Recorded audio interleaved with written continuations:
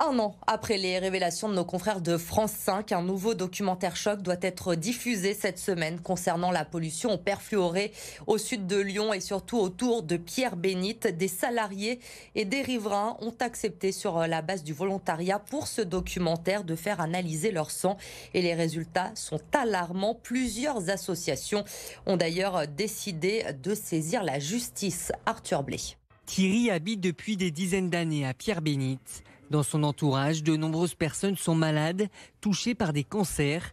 Par ce référé, il espère prouver le lien entre la présence de perfluorés et ces maladies. Ce qu'on veut, c'est avoir un bilan de santé de la population et de véritables analyses de terrain pour que, par exemple, savoir si nos enfants risquent quelque chose sur le stade de foot. Où ils sont là tous les jours et toutes les écoles le mercredi. Comme Thierry, ils sont 37 citoyens et 10 associations à avoir déposé un référé pénal environnemental à l'encontre d'Arkema.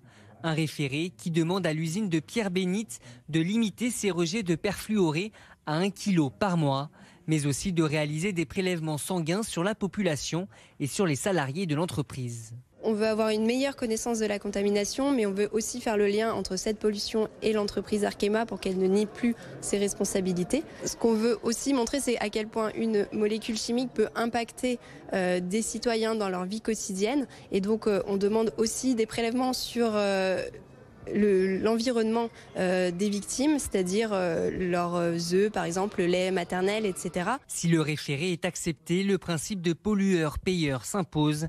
La loi prévoit que c'est à l'entreprise mise en cause de payer les mesures demandées.